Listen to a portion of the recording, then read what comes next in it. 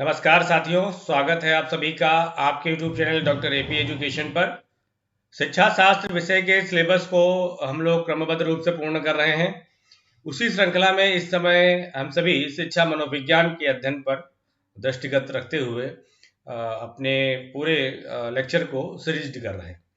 तो उसी श्रृंखला में आज हम सभी मनोविज्ञान के जो संप्रदाय हैं उनका शिक्षा में क्या योगदान है, इस संदर्भ में बात करना प्रारंभ करेंगे।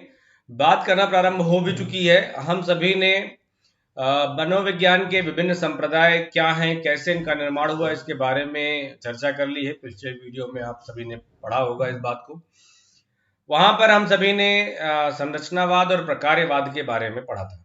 आज उसी श्रृंखला में एक अन्य संप्रदाय जिसने मनोविज्ञान के वर्तमान स्वरूप के निर्माण में भी महत्वपूर्ण भूमिका निभाई है, उस संप्रदाय के बारे में हम अध्ययन करेंगे और देखेंगे कि इस क्षेत्र के मनोवैज्ञानिकों ने शिक्षा के क्षेत्र में कौन सा योगदान दिया है और उनके द्वारा प्रतिपादित किए गए सिद्धांतों को हम किस रूप से समझते हैं तथा किस प्रकार से इन टॉपिक से परीक्षा में प्रश्न पूछा जाता है। इन सभी को आधारित करते हुए हम सभी आज व्यवहारवाद और हम सभी गेस्टाल्टवाद के दो संप्रदायों के बारे में पढ़ेंगे और उनसे संबंधित प्रश्नों को हल करेंगे।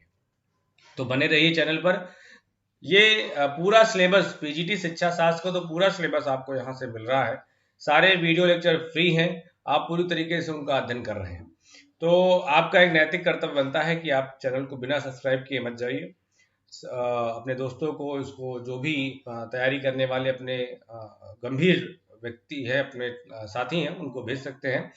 उनके भी तैयारी में उन्हें सहायता प्राप्त हो सकती है। चलिए बिना समय गंवाए हम आज के विषय पर चर्चा करते हैं। तो व्यवहारवाद का शिक्षा में योगदान क्या है, हम देखते हैं कि व्यवहारवाद, बिहेवियरिज्म जो है, उसका क्या कंट्रीब्यूशन रहा एजुकेशन के क्षेत्र में उसको सरल बनाने के लिए।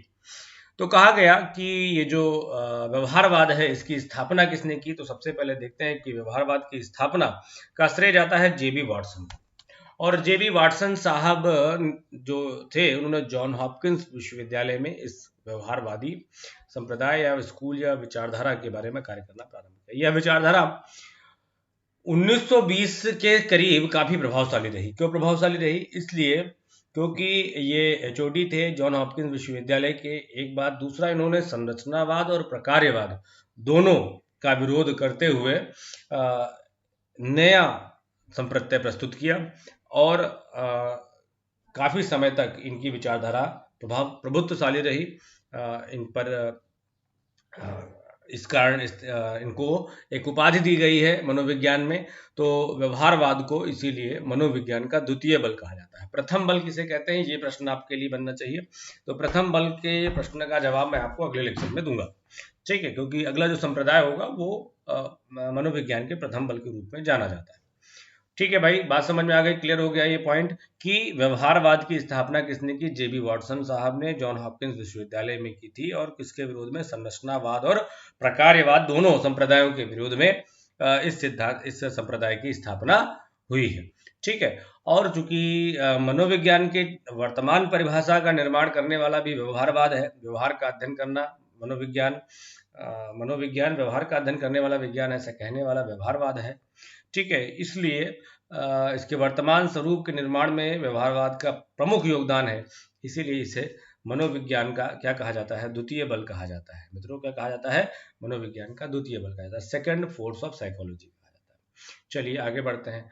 तो ये जो व्यवहारवादी संप्रदाय, ये जो विचारधारा हुई, मनोविज्ञान को एक अलग तरीके से परिभाषित करना जो था, उस वो जो गुट बना, कुछ लोगों का जो समूह बना, वो कहते हैं कि वह समुदाय है जो प्राणी के प्रत्यक्ष दिखाई देने वाले, प्रत्यक्ष अपनी आंखों से दिखाई देने वाले स्वाभाविक और अर्जित दोनों प्रकार के व्यवहारों का अध्ययन करता है। किसका अध्ययन करता है? व्यवहारों का अध्ययन करता है।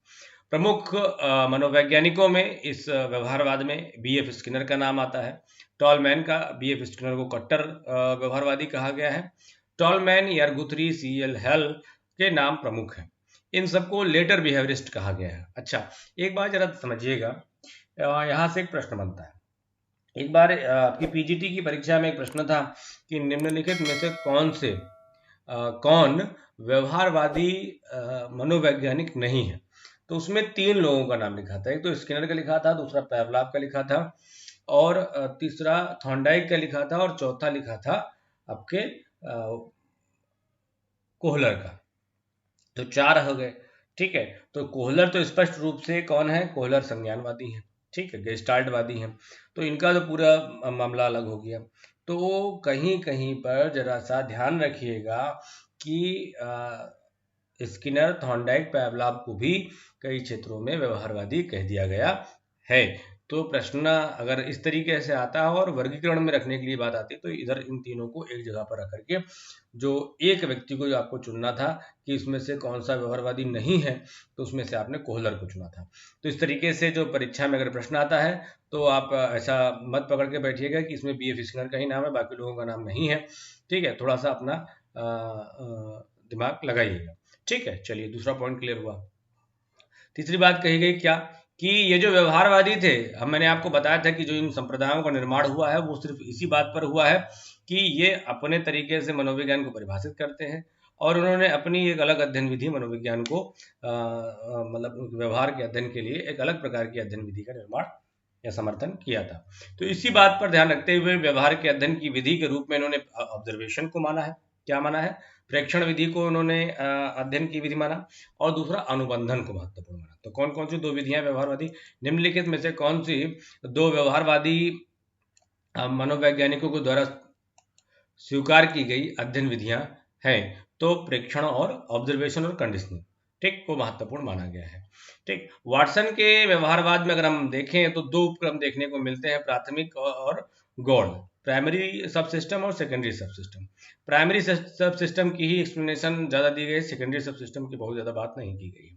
प्राइमरी सब सिस्टम को फिर पुनः 2 भागों में बांटा गया, धनात्मक पहलू और ऋणात्मक पहलू। कुल मिलाकर के वाटसन ने जो काम किया है उस पूरे काम को 2 भागों में बांटा गया। ठीक है, एक काम क्या किया गया जिसके अंतर्गत वाटसन ने क्या किया है, वाटसन ने वस्तुनिष्ठ मनोविज्ञान पर बल दिया। और वस्तुनिष्ठ मतलब क्या कि मनोविज्ञान जो है वो अपने आप से कोई भी एक्सप्लेनेशन नहीं देता, वस्तुनिष्ठ रूप से, यानी जैसा वस्तु हमें दिख रही है हम वैसा ही एक्सप्लेनेशन कर रहे हैं, जैसा व्यक्ति व्यवहार कर रहा है हम उसी हिसाब से उसके बारे में धारणा का निर्माण कर रहे हैं। तो इसमें इन्होंने एक पहला काम बताया कि वस्तुनिष्ठ मनोविज्ञान का एक काम किया है। धनात्मक पहलू को इसीलिए आनुभविक व्यवहारवाद क्या कहा गया है, आनुभविक व्यवहारवाद, और या फिर इनको एक और नाम दिया गया है वर्गीकृत व्यवहारवाद। क्या नाम दिया गया है? वर्गीकृत व्यवहार। किसको? धनात्मक पहलू को। और ऋणात्मक पहलू में मैंने आपको बताया था कि वाटसन ने अपनी, जब इन्होंने स्थापना या अपनी विचारधारा का निर्माण किया था तो उस समय इन्होंने संरचनावाद और प्रकार्यवाद का विरोध किया था। तो ऋणात्मक पहलू के क्षेत्र में यानी इन्होंने और क्या काम किया है, उस क्षेत्र में क्या बात सामने आती है, तो उस क्षेत्र में काम देखने को मिलता है कि वाटसन ने संरचनावाद की आलोचना कर व्यवहारवाद की तात्विक स्थिति को स्पष्ट किया। ठीक है, जिसे हम तात्विक व्यवहारवाद या मेटाफिजिक्स बिहेवियर या आमूल व्यवहारवाद का नाम देते हैं या रेडिकल बिहेवियरिज्म कहते हैं। तो ये 2 बात हो गई। गौड़ उपक्रम की बहुत ज्यादा एक्सप्लेनेशन नहीं दी जाती। ठीक, अच्छा, अब गौड़ एक्सप्लेनेशन में ये सारे काम आ जाते हैं। वाटसन ने सीखना, भाषा विकास, चिंतन, स्मृति तथा संवेग के क्षेत्र में भी तमाम काम किए हैं। अगर हम इस बात पर देखें और परीक्षा की दृष्टि से जो हमारे यहाँ परीक्षा में प्रश्न आया है उस बात को अगर हम देखें तो कहा गया कि वाटसन ने आदत निर्माण के कितने नियम बताए हैं, तो वाटसन ने आदत निर्माण के 2 नियम बताए। कौन कौन से? पहला नियम बताया इन्होंने बारंबारता का नियम, प्रिंसिपल ऑफ फ्रीक्वेंसी, और दूसरा नियम बताया है इन्होंने अभिनवता का नियम, प्रिंसिपल ऑफ रिसेंसी। कहने का तात्पर्य यह है कि कोई भी आदत का निर्माण अगर आपको बच्चे में कराना है तो उस कार्य को आपको बार बार दोहराना होगा और नवीन होना चाहिए।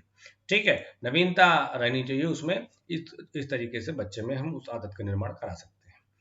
एक काम और किया है वाटसन ने कि मतलब गौड़ क्षेत्रों में वाटसन ने पर्यावरणीय जो कारक हैं, जो इन्वायरमेंटल फैक्टर हैं, उनको भी बहुत महत्वपूर्ण माना है बालक के व्यक्तित्व विकास के लिए। ठीक है, एक बहुत बहुप्रचलित परिभाषा है जो आपके परीक्षाओं में काफी ज्यादा मिलती है। ठीक है, वो उसको मैं पढ़ता हूं, लेकिन उससे पहले जरा से इस लाइन को पुनः समझिए कि पर्यावरणीय कारक यानी इन्वायरमेंटल इफेक्ट, ठीक है, किसी व्यक्ति को कुछ से कुछ बना सकते हैं, इस बात को भी उन्होंने महत्वपूर्ण माना है। वाटसन ने क्या कहा कि यदि मुझे 1 दर्जन भी स्वस्थ बच्चे दे दिए जाएं तो बच्चे की क्षमता, प्रजाति, योग्यता आदि पर ध्यान दिए बिना ध्यान दिए आदि पर बिना ध्यान दिए ही मैं उन्हें डॉक्टर, इंजीनियर, कलाकार या भिखारी कुछ भी उचित वातावरण प्रदान कर बना सकता हूँ। तो ये बात वाटसन साहब कहते हैं और ये परिभाषा भी आपके परीक्षा में आ चुकी है। ठीक है, previous year question paper solve करिए। वाटसन के इस विचारधारा को पर्यावरणवाद या इन्वायरमेंटलिज्म की संज्ञा दी गई है और पर्यावरणीय नीति शास्त्र कार्यक्रम के अंतर्गत बालक जो वयस्क है उसके व्यक्तित्व संबंधी दोषों को हम सुधारने के लिए उचित वातावरण प्रदान करते हैं और री एजुकेशन की हम बात करते हैं। जो हमने जो उसका एजुकेशनल पॉइंट ऑफ व्यू लिया है वो इस तरीके से लिया है कि हम बच्चे को या वयस्क को या किसी भी को भी उचित वातावरण प्रदान करके हम उसके निर्माण में महत्वपूर्ण भूमिका निभा सकते हैं। तो ये हो गया वाटसन का काम। ठीक है, अब एक दूसरा व्यक्ति है गुथरी महोदय, हमारे व्यवहारवादी। ठीक है, उस व्यवहारवाद गुथरी थोड़ा सा अलग है, हल्का सा अलग है इसलिए क्योंकि उन्होंने जो उद्दीपन और क्रिया के बीच के जो साहचर्य निर्माण के लिए जो अन्य स्किनर ने जो पुनर्बलन को माना था महत्वपूर्ण, उसको उन्होंने पुनर्बलन को बहुत ज्यादा महत्वपूर्ण नहीं माना है। इन्होंने क्या माना है? इन्होंने माना है कि इकहरा प्रयास सीखना। ठीक है, गुथरी ने सीखने के इकहरा यानी सिंगल ट्रायल लर्निंग के सिद्धांतों को प्रस्तुत किया। ये सिंगल ट्रायल लर्निंग क्या है? उन्होंने कहा कि बालक जो है या फिर किसी भी ज्ञान को प्रथम बार में ही पूर्ण इतनी स्पष्ट रूप से समझा दिया जाए कि बालक को सभी चीजें स्पष्ट एकदम दिमाग में बैठ जानी चाहिए। दोबारा परिस्थितियां हल्की सी बदलती हैं तो उस बदली हुई परिस्थिति में भी वो अपने उस पूर्व ज्ञान का इस्तेमाल कर सकता है। तो इन्होंने पुनर्बलन पर बात न करते हुए और एक कहा था कि जो उद्दीपन और अनुक्रिया के बीच में जो है बहुत समय नहीं लगना चाहिए। ठीक है, तो इसको बोलते हैं सिंगल ट्रायल लर्निंग। अब आगे बात कहेंगे कि गुथरी ने एक और काम क्या है? बुरी आदतों का निराकरण। अब वाटसन ने आदत निर्माण के कितने बताए हैं? तो वाटसन ने आदत निर्माण के 2 नियम बताए हैं। बुरी आदत के छुड़ाने के लिए गुथरी ने 3 विधियों का निर्माण किया है। एक बताया इन्होंने थ्रेशोल्ड मेथड और दूसरा बताया थकान विधि और परस्पर विद्रोधी उद्दीपन की विधि। ठीक है, कि एक लेवल तक आदमी गलत काम कर सकता है तो उसको देखिए कितने दूर तक जा सकता है। थकान विधि में उस कार्य को करेगा तो वो थक सकता है। और अगली जो बात कही गई है, ठीक है, क्या कही गई है कि परस्पर विरोधी उद्दीपन की क्रिया। तो परस्पर विरोधी जो उद्दीपन है उसमें क्या होता है कि इसमें जितने भी अवांछित अनुक्रिया उत्पन्न करने वाले उद्दीपन है जो हम नहीं जानते कि ये काम करें, उनको अन्य उद्दीपन जो वांछित अनुक्रिया का विरोधी है उसके साथ व्यक्ति के सामने बार बार प्रस्तुत करते हैं। ठीक है, कहने का मतलब एक बार सिगरेट, ठीक, और सिगरेट से पीने वाले स्वस्थ मतलब फेफड़े को आप उस व्यक्ति को दिखाइए और दूसरा स्वस्थ व्यक्ति के फेफड़े को दिखाइए, तो 2 परस्पर विरोधी है उद्दीपन है, इनको दिखा करके भी आप व्यक्ति के बुरी आदत को दूर कर सकते हैं। ठीक है, जो ये थकान विधि कह रही है वो क्या कह रही है? वो ये कहती है कि बालकों के जो बुरी आदतें हैं, ठीक है, जिनसे अवांछनीय अनुक्रिया है वो जो कर रहा है उसको दूर करने के लिए बालक को करने दीजिए। देखिए कितनी देर तक करता है। उस अनुक्रिया को बार बार तब तक कराया जाता है जब तक कि वह थक ना जाए। स्वाभाविक है कि थक जाने पर उसमें उस अनुक्रिया को पुनः करने की इच्छा उत्पन्न नहीं होगी और इस तरीके से बालक की बुरी आदत समाप्त हो जाएगी। सीमा विधि की बात करें, थ्रेशोल्ड मेथड की अगर हम बात करें तो इन्होंने क्या कहा है कि इसमें जो हम नहीं चाहते हैं कि बच्चा उस काम को करे, यानी अवांछनीय अनुक्रिया उत्पन्न करने वाले जो उद्दीपन है उनकी तीव्रता से नीचे करके व्यक्ति के सामने उपस्थित किया जाता है। कहने का तात्पर्य क्या हुआ? इसका मतलब कि पहले तो उस पर कोई अनुक्रिया नहीं करता है, फिर धीरे धीरे उसके प्रति अनुक्रिया न करने की आदत सी बन जाती है। जैसे डर, ठीक है, बहुत डरता है तो उस बच्चे को क्या है कि एक सीमा तक डर लगेगा। बहुत रोज रोज आप उठाकर उसको बाथरूम में बंद कर देंगे तो वो अंधेरे से यूज टू हो जाएगा कि हाँ कुछ नहीं होता। ठीक है, तो एक सीमा तक उस काम को उपस्थित किया जाए। ठीक है, तो ये 3 तरीके हो गए गुथरी ने बुरी आदत को छुड़ाने के लिए। आगे की बात क्या कहेगी? आगे आ गया स्किनर का योगदान। स्किनर का भी महत्वपूर्ण योगदान है व्यवहारवाद के क्षेत्र में। तो स्किनर ने शिक्षा के क्षेत्र में कौन कौन सा काम किया? सीखने क्या सक्रिय अनुबंधन सिद्धांत, क्रिया प्रसूत अनुबंधन सिद्धांत, नैमित्तिक अनुबंधन सिद्धांत, ये सब इसके नाम है। प्रोग्राम सीखना, प्रोग्राम लर्निंग, ठीक है, भाषा विकास, इन 3 क्षेत्रों पर प्रमुख काम किया है। ठीक है, एक तो अधिगम सिद्धांत में, एक तो प्रोग्राम लर्निंग के रूप में, और एक लैंग्वेज डेवलपमेंट के रूप में इन्होंने भी बहुत महत्वपूर्ण कार्य किया है। स्किनर के सीखने के सिद्धांत के आधार पर एक शिक्षण मशीन का निर्माण किया गया था। उसका नाम क्या था? अभिक्रमित अनुदेशन शिक्षण मशीन। शिक्षण मशीन होती क्या है, ये जरा सा अगर कमेंट में मुझे बताइए कि आप शिक्षण मशीन से क्या समझते हैं। शिक्षण मशीन और कंप्यूटर, इन दो में क्या अंतर है, जरा सा कोई मुझे कमेंट में बताइए, फिर मैं अगले लेक्चर में आपको इस चीज को एक्सप्लेन करता हूँ।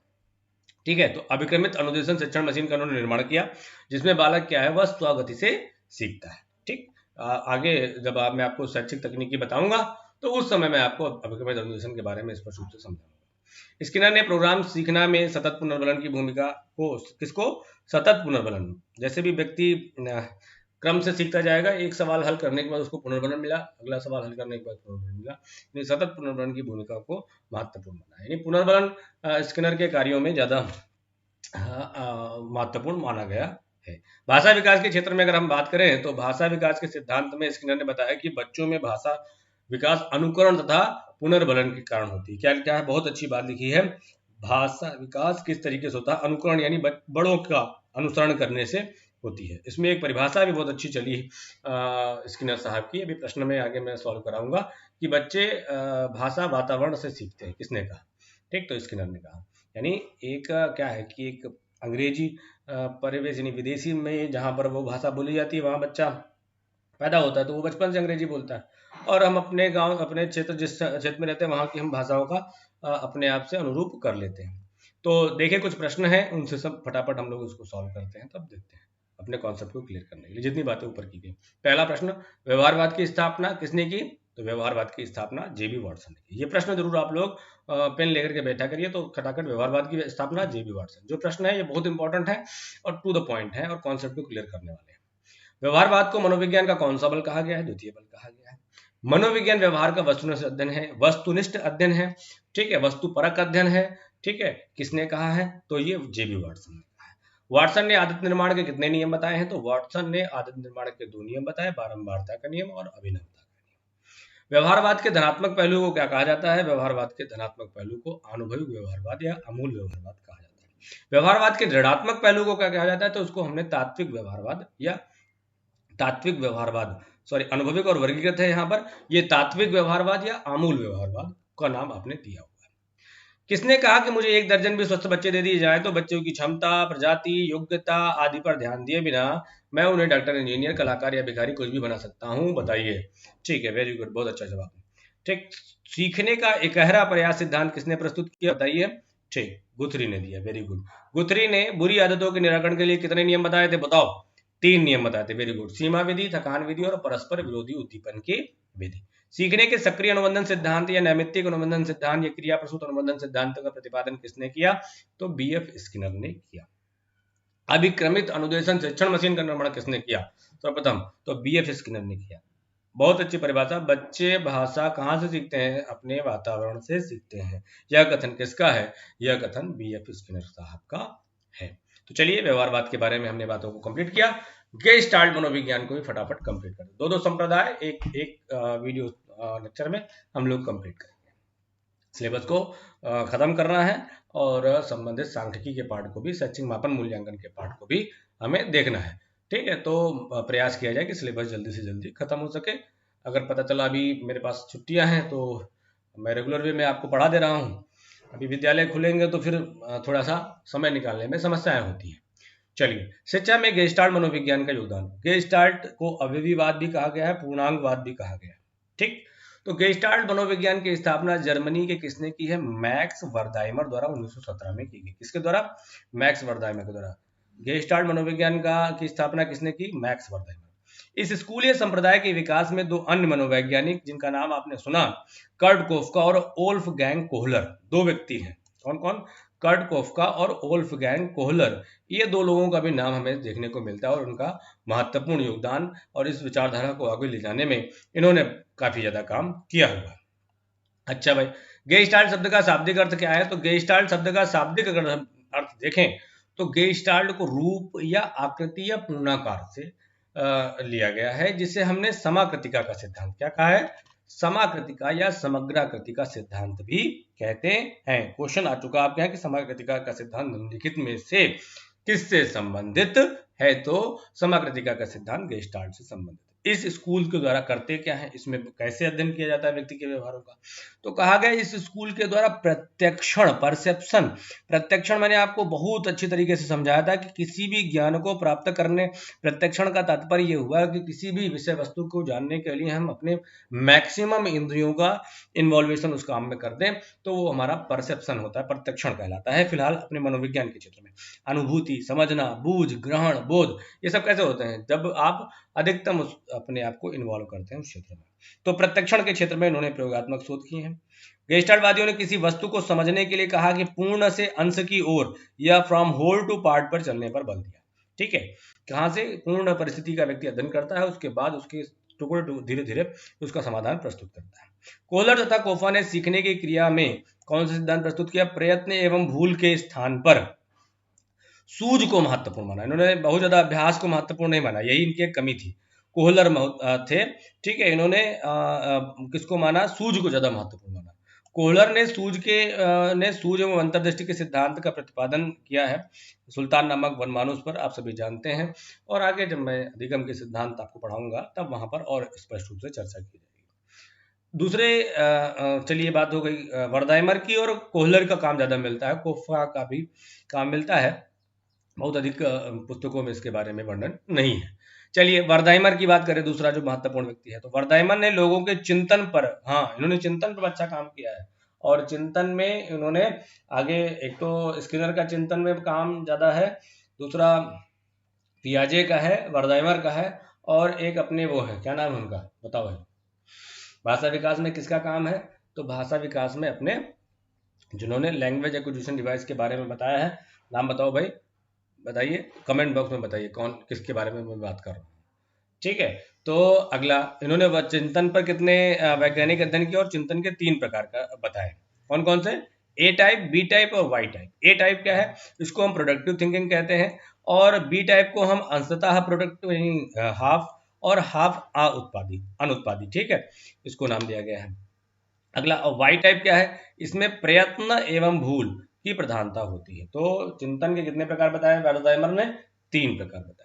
इसी प्रकार से अगर हम बात करें स्मृति के बारे में, गेस्टाल्टवादियों का भी काम है, तो उस क्षेत्र में गेस्टाल्ट मनोवैज्ञानिक कहते हैं कि स्मृति क्या है, एक गत्यात्मक प्रक्रिया, डायनामिक प्रोसेस। ठीक है, कोई चीज ये एकदम जटिल नहीं, रूढ़ नहीं है। ठीक है, तो एक ऐसा एक डायनामिक प्रोसेस है जिसमें स्मृति चिन्ह में समय बीतने के साथ साथ क्रमिक परिवर्तन होते रहते हैं, धीरे धीरे वो चीजें हमारे जो माइंड में है, चीजें फ्लोट करती रहती, बहती रहती। ठीक है, तो हमारे अग्र मस्तिष्क में जो बातें आती हैं वो हमें चीजें अच्छी तरीके से याद रहती हैं, और धीरे धीरे हम स्मृति चिन्ह जो है धीरे धीरे समय के साथ कम होते चले जाते हैं। चलिए, गेस्टाल्ट की बात हो गई है, अब इससे संबंधित प्रश्नों को हल कर लें। अभ्यास हेतु प्रश्नों में देखते हैं कि गेस्टाल्ट मनोविज्ञान के प्रमुख प्रतिपादक कौन है, तो नाम आपने बताया मैक्स वर्दाइमर।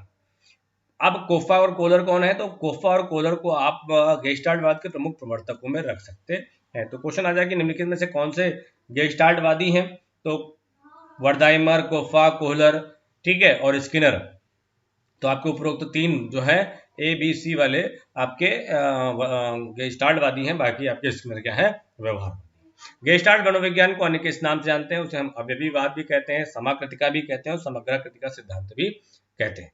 किस संप्रदाय की मानता है कि हम अवयव से, ये बहुत इंपॉर्टेंट परिभाषा है और ये परीक्षा में पूछी गई है, कि हम अवयव से अवयवी की ओर नहीं, पार्ट टू होल नहीं, अवयव से, अवयव का होता है कंपोनेंट्स, ठीक है, अवयव से अवयवी की ओर नहीं, बल्कि अवयवी से अवयव की ओर चलते हैं। फ्रॉम पार्ट टू होल नहीं, होल टू पार्ट की ओर चलते हैं। ये किसका मानना है, ये गेस्टाल्टवादियों का मानना है।